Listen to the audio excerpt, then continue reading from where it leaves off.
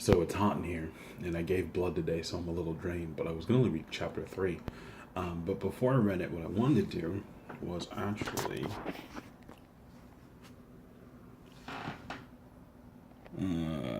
show what Xanth looked like, because I thought that would make it a bit easier or interesting to understand that it's basically Florida. Anyway, so chapter 3, Chasm. Bink stood at the brink, appalled. The path had been sundered by another trench. No, not a trench, but a mighty chasm, half a mile across and seemingly of bottomless depth. Cherie, the centaur, could not have known of it, or she would have warned him, so it must be a very recent formation, perhaps within the past month. Only an earthquake or cataclysmic magic could have formed such a canyon so rapidly. Since there had been no earthquakes that he knew of, it had to be magic, and that implied a magician of phenomenal power. Who could it be? The king in his heyday might have been able to fashion such a chasm by using a rigidly controlled storm, a channeled hurricane, but he had no reason to, and his powers had faded too much to manage anything like this now. Evil magician Trent had been a transformer, not an earth mover. Good magician Humphrey's magic was divided into 100 assorted divinatory spells. Some of those might tell him how to create a gross channel, but it was hardly conceivable that Humphrey would bother to do it. Humphrey never did anything unless there was a fee to be earned from it. Was there another great magician in Xanth? Wait. He had heard rumors of a master of illusion. It was far easier to make an apparent chasm than a genuine one. That could be an amplification of Zink's pretend hole talent. Zink was no magician, but if a real magician had this type of talent, this was the kind of effect he might create. Maybe if Bing simply walked out into this chasm, his feet would find the path continuing on. He looked down. He saw a small cloud floating blithely along, about 500 feet down. A gust of cool, dank wind came up to brush him back. He shivered. That was extraordinarily realistic for an illusion. He shouted, "Hello!" He heard the echo following about 5 seconds after. "Hello!" He picked up a pebble and flipped it into the seeming chasm. It disappeared into the depths, and no sound of its landing came back. At last he kneeled and poked his finger into the air beyond the brim. It met no resistance. He touched the edge and found it material and vertical. He was convinced, unwillingly, the chasm was real. There was nothing to do but go around it, which meant he was not within 5 miles of his destination, but within 50 or 100, depending on the extent of this amazing crevice. Should he turn back? The villagers certainly should be advised of this manifestation. On the other hand, it might be gone by the time he brought anyone else back here to see it, and he would be labeled a fool as well as a spell-less wonder. Worse, he would be called a coward who had invented a story to explain his fear of visiting the magician and gaining absolute proof of his talentlessness. What had been created magically could be abolished magically, so he had better try to get around it. Bink looked somewhat wearily at the sky. The sun was low in the west. He had an hour or so of diminishing daylight left. He'd better spend it trying to locate a house in which to spend the night.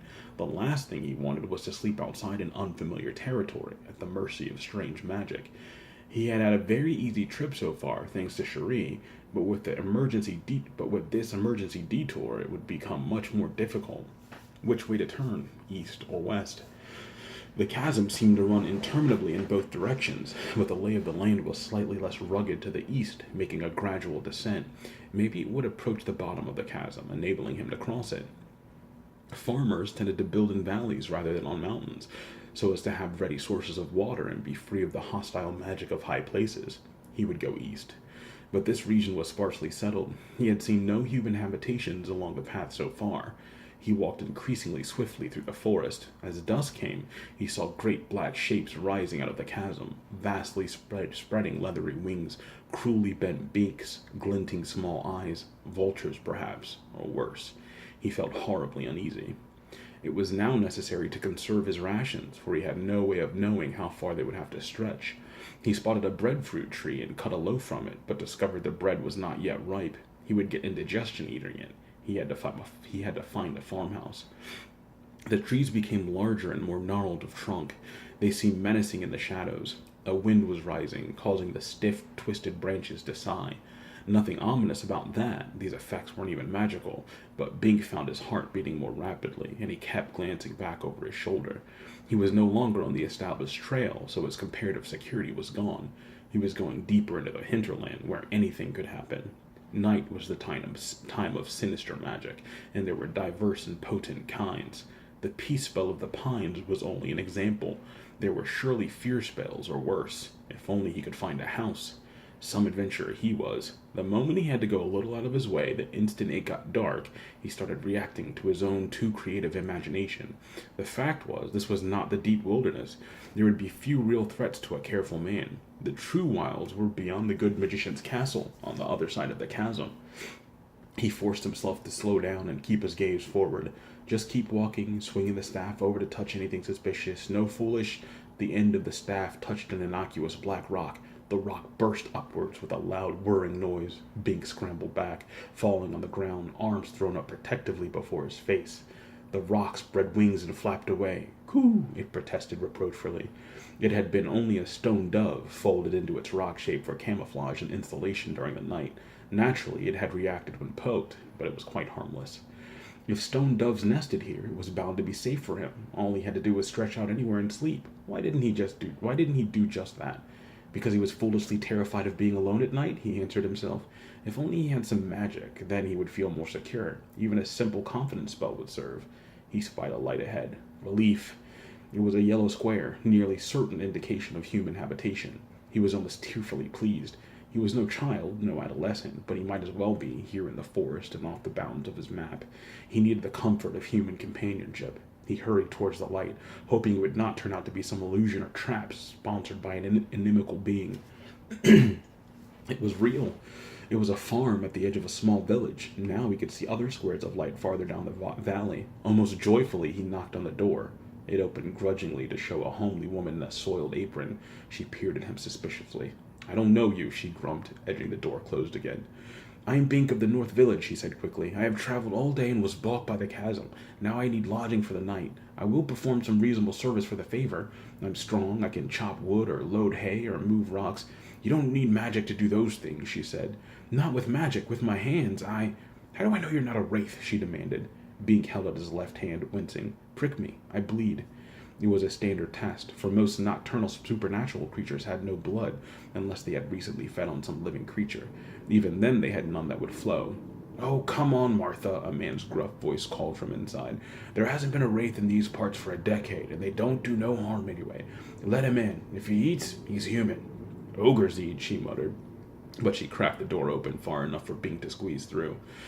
Now Bink saw the farm's guardian animal, a small werewolf, probably one of their children. There were no true werewolves or other wares that he knew of. All were humans who had developed a talent.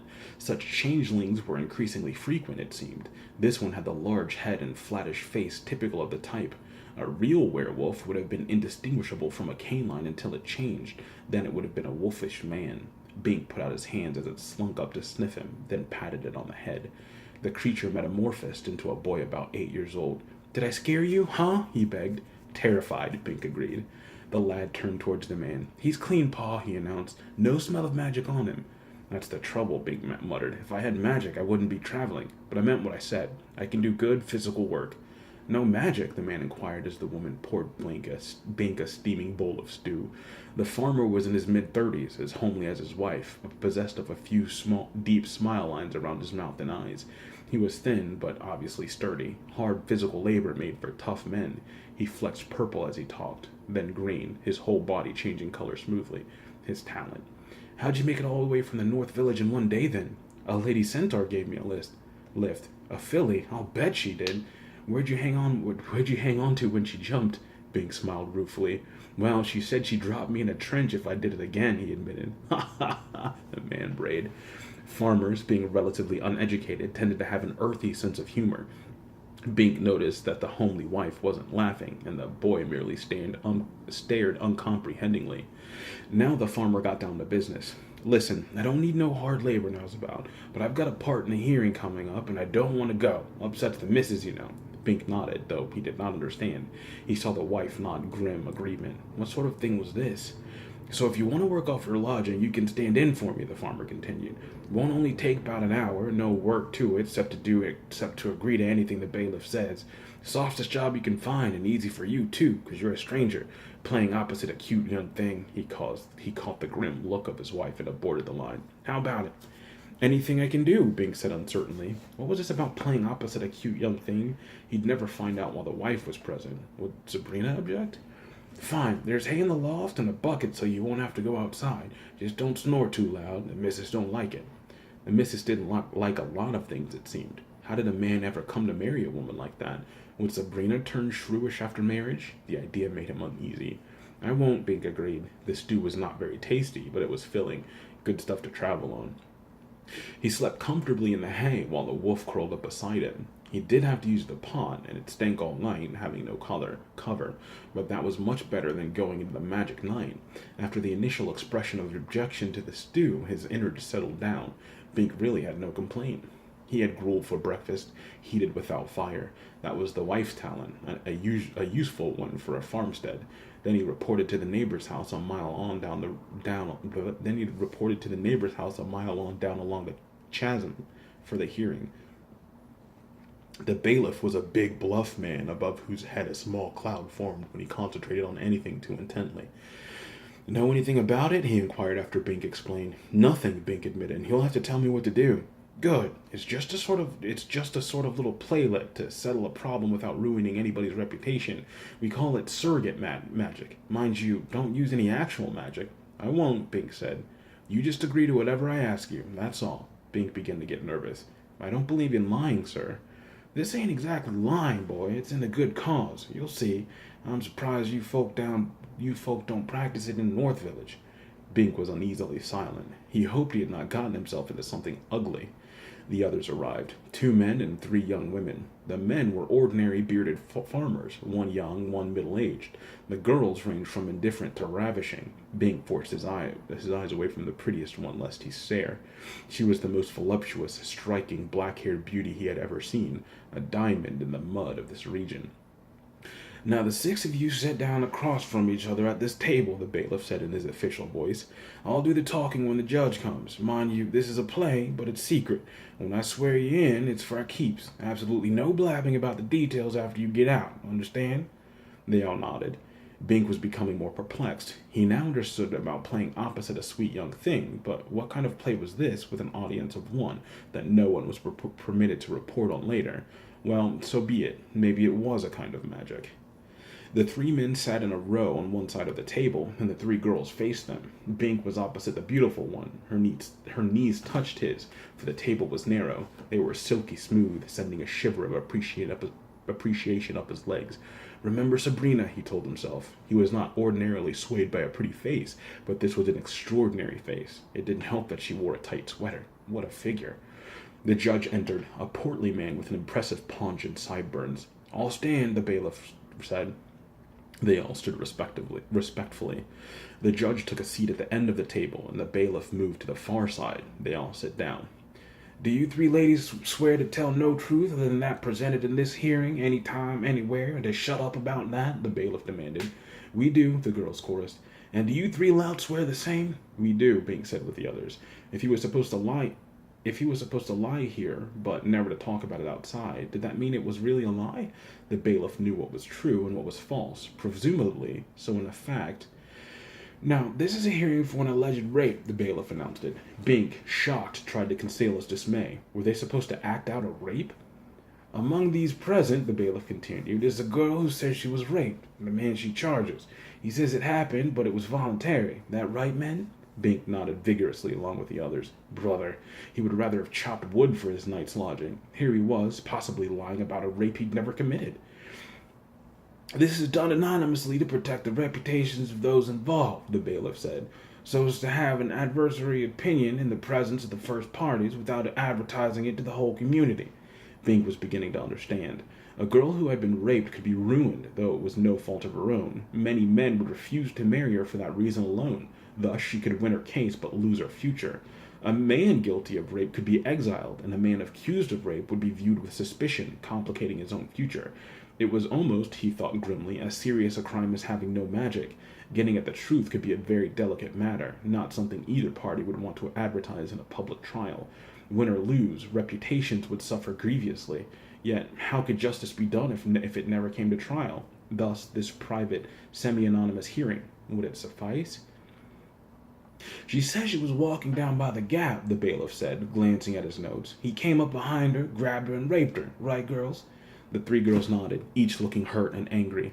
The vigorous head motion caused the knee of the girl facing Bink to shake, and another ripple of suggestion traveled up his leg. What an opposite lady, and what a play.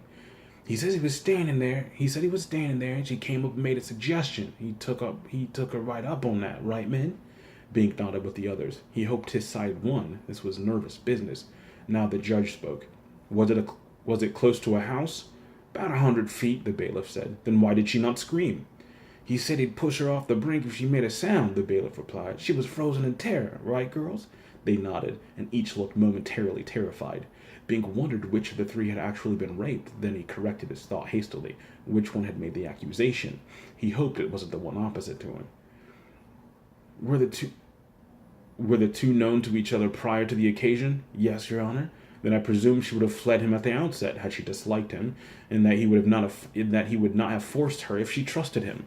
In a small community like this, people get to know each other very well, and there are few actual surprises. This is not conclusive, but it strongly suggests she had no strong aversion to contact with him, and may have tempted him with consequence she later regretted. I would probably, were this case to come up in formal court, find the man not guilty of the charge by virtue of reasonable doubt. The three men relaxed. Bink became aware of a trickle of sweat on his forehead, generated while he listened to the judge's potential decision. Okay, you have the judge's if so, said the bailiff. You girls still want to bring it to open trial? Grim-faced, looking betrayed, the three girls shook their head no. Bink felt sorry for his opposite. How could she avoid being seductive? She was a creature constructed for no other visible purpose than love. Then take off, the bailiff said. Remember, no talking outside or we'll have a real trial for contempt of court. The warning seemed superfluous. The girls would hardly be talking about this one. The guilty, innocent man would also shut up, and Bink himself just wanted to get clear of this village. That left only one man who might want to talk, but if he breathed a word, all the others would know who blabbed. There would be silence. So it was over. Bink stood and filed out with the others. The whole thing had taken less than the promised hour, so he was well off. He'd had a night's lodging and was well rested. All he needed now was to find a route past the chasm to the good magician's castle. The bailiff emerged, and Bink approached him. Could you tell me if there is any way south from here? Boy, you don't want to cross the gap, the bailiff said firmly, the little cloud forming over his head. Not unless you can fly. I'm on foot. There's a route, but the gap dragon, you're a nice boy, young, handsome. You did a good job in the hearing. Don't risk it. Everybody thought he was so damn young. Only good, strong, personal magic would give him real manhood in the eyes of Xanth. I have to risk it, the bailiff sighed. Well, I can't tell you no then, son. I'm not your father. He sucked in his paunch, which was almost as impressive as that of the judge, and contemplated the cloud over his head momentarily. The cloud seemed about to shed a tear or two. Again, Bink winced inwardly. Now he was getting fathered as well as mothered. But it's complicated. Better have Win show you. Win? Your opposite, the one you almost raped, the bailiff smiled, making a signal with one hand, and his cloud dissipated. Not that I blame you. The girl approached, apparently in answer to the signal. Win, honey, show this man to the southern slope of the gap. Mind you, keep clear of the dragon. Sure, she said, smiling. The smile did not add to her splendor, because that was impossible, but it tried. Bink had mixed emotions. After this hearing, suppose she accused him of... The bailiff glanced at him understandingly. Don't worry about it, son. Win didn't lie, and she don't change her mind. You behave yourself, difficult as it might be, and there'll be no trouble. Embarrassed, Bink accepted the girl's company. If she could have shown him a quick, safe route past the chasm, he would be well ahead. They walked east, the sun beating into their face. Is it far? Bink asked, still feeling awkward for assorted reasons. If Sabrina could see him now... Not far, she said. Her voice was soft, somehow sending an involuntary thrill through him. Maybe it was magic. He hoped so, because he didn't like to think about how he could be so easily subverted by mere beauty. He didn't know this girl. They continued in silence for a while. Bing tried again. What is your talent? She looked at him blankly. Uh-oh. After the hearing, she could not be blamed for taking that the wrong way. Your magic talent, he clarified. The thing you could do? A spell or... She shrugged noncommittally. What was this? What was with this girl? She was beautiful, but she seemed somewhat vacuous. Do you like it here? He asked. She shrugged again. Now he was almost certain. The wind was lovely, but stupid. Too bad. She could have made some farmer a marvelous showpiece. No wonder the bailiff had not been concerned about her. She was not much use. They walked. They walked in silence again. As they rounded a bend, they almost stumbled over a rabbit nibbling a mushroom in the path. Startled, the creature jumped straight into the air and hung there, levitating, its pink nose quivering. Bink laughed. We won't hurt you, Magic Bunny, he said, and Wynne smiled. They passed on under it, but the episode, minor as it was, bothered Bink in retrospect, for a familiar reason. Why should a common garden variety rabbit possess the magic power of floating, while Bink himself had nothing, and simply wasn't fair? Now he heard the strains of a lovely melody, seeming to punctuate his thoughts. He looked about and saw a lyrebird playing its strings. The music carried through the forest, filling it with pseudo-joy. Ha! He felt the need to talk, so he did. When I was a kid, they always teased me because I had no magic, he said, not caring whether she understood. I lost foot races to others who could fly, or put walls in my way, or pass through trees, or who could pop out in one place and in another place. He had said this much to Cherie the centaur. He was sorry to be struck in this groove, but some unreasonable part of his mind seemed to believe that if he repeated it often enough, he would find some way to alleviate it. Or who could cast a spell on the path ahead of them, making it all downhill, while I had to cover the honest lay of the land. Remembering all those indignities, he began to feel choked up. Can I go with you? Wynne asked abruptly. Uh-oh. Maybe she figured he could regale her with more stories indefinitely. The other rigors of travel did not occur to her. In a few miles, her shapely body, obviously not constructed for brute work, would tire, and he'd have to carry her. When I'm going a long way to see the magician Humphrey. You don't want to come along? No? Her marvelous face clouded up. Still conscious of the rape hearing and wary of any possible misunderstanding, he phrased it carefully. They were now descending a tortuous path into a low section of the chasm, winding around tufts of clatterweed and clutch-root saplings. He had taken the lead, bracing with his staff so as to be able to catch her if she lost her footing and fell. When he glanced up at her, he caught distracting glimpses of her exquisite thighs. They seemed to be no part of her body that was not perfectly molded. Only her brain had been neglected. It is dangerous. Much bad magic. I go alone. Alone? She was still confused, though she was handling the path very well. Nothing wrong with her coordination. Bing found himself a bit surprised that those legs could actually be used for climbing and walking. I need help. Magic. The magician charges a year's service. You would not want to pay. The good magician was male, and Wynne had only one obvious coin. No one would be interested in her mind. She looked at him in perplexity. Then she brightened, standing upright on the path above him. You want payment? She put one hand to the front of her dress. No! Bink yelled, almost dislodging himself from the steep slope. He had already visualized a reenactment of the hearing and a different verdict. Who would believe he had not taken advantage of the lovely idiot? If she showed him any more of her body... No, he repeated, more to himself than to her. But, she said, clouding up again. He was rescued by another distraction. They were near the bottom now, and Bink could see across the base to the more gentle rise of the south slope. No problem about climbing that. He was about to tell Wynne she could go home when there was an uncomfortable sound, a kind of slide bump. It was repeated, very loud and shuddersome, without being precisely definable. What's that? He asked nervously. Wynne cupped her ear, listening, though the noise was plainly audible. With a shift in her balance, her feet lost purchase, and she began to slide down. He jumped to catch her and eased her to the chasm floor. What an armful she was, all softness and resilience and slenderness in miraculous proportion. She turned to face him, She turned her face to him, brushing back her slightly disarrayed hair as he stood her back on her feet. The gap dragon, she said. For a moment he was confused. Then he remembered that he had asked her a question. Now she was answering it with the single-mindedness of the meager intellect she had. Is it dangerous? Yes. She had been too stupid to tell him before he had asked, but he had not thought to ask her before he heard it. Maybe if he hadn't been looking at her so much, yet what man would not have looked? Already he saw the monster coming from the west, a smoking reptilian, A smoking reptilian head, low to the ground but large, very large. "Run!" he bawled. She started to run, straight ahead, into the chasm. "No!" he yelled, sprinting after her.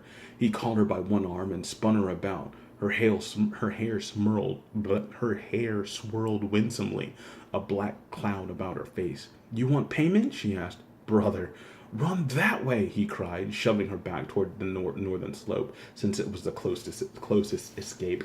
He hoped the dragon was not a good climber. She obeyed, moving fleetly over the ground, but the glaring eyes of the gap dragon followed her, orienting on the motion. The creature swerved to intercept her. Binks saw she could not reach the path in time. The monster was whomping along at galloping centaur velocity. Binks sprinted after her again, caught her, and half hurled her back towards the south. Even in this desperate moment, her body had a limber, appealing quality that threatened to distract his mind. "That way!" he cried. "It's catching up!" He was acting as foolishly as she, changing his mind while doom closed in. He had to divert the monster somehow. "Hey, Steam Snoot!" he bawled, waving his hands wildly. "Look at me!" The dragon looked. So did Wynn. "Not you!" Bink yelled at her. "Get on across! Get out of the gap!" She ran again. No one could be so stupid as to not understand the danger here. Now the dragon's attention was on Bink. It swerved again, bearing down on him. It had a long, sinuous body and 3 sets of stubby legs. The legs lifted the torso and whomped it forward, causing it to slide several feet. The process looked clumsy, but the thing was traveling disconcertingly fast. Time for him to run. Bink took off down the chasm, toward the east. The dragon had already cut him off from the north slope, and he didn't want to be led in the direction Wind was going. For all its awkward mode of propulsion, it could run faster than he. No doubt its speed was enhanced by magic. It was, after all, a magical creature. But what if his theory about no creature having magic and intelligence if it was magic in itself? If that was valid, then this thing would not be very smart. Bink hoped so, but he'd rather try to outwit a dumb dragon than a smart one, especially when his life depended on it. So he ran, but already he knew that this course was hopeless. This was the dragon's hunting ground, the factor that stopped people from crossing the chasm on foot. He should have known that a magically constructed chasm would not be left unattended. Someone or something did not want people crossing freely from North Xanth to South Xanth, especially non-magical people like him. Bink was puffing now, out of breath, and the pain was developing in his side. He had underestimated the speed of the dragon. It was not a little faster than he was. It was substantially faster. The huge head snapped forward, and steam gushed around him. Bink inhaled the stuff. It wasn't as hot as he had feared, and it smelled faintly of burning wood, but it was still uncomfortable. He choked, gasped, tripped on a stone, and fell flat.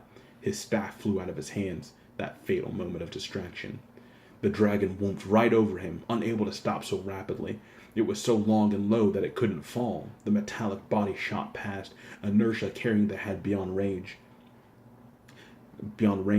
If magic enhanced the thing's speed, then there was no magic to help it break, for what that small blessing was worth.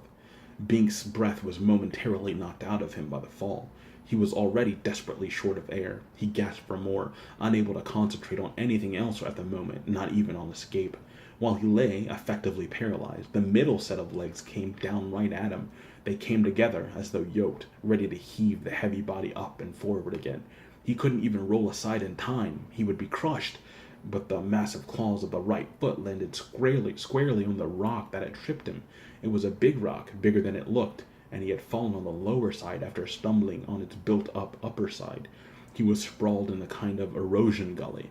The 3 claws were splayed by the rock, so that one missed him to the left and another to the right, and the middle one arched right over him, hardly touching the ground. Perhaps a ton of dragon weight on that one foot, none of it touching him.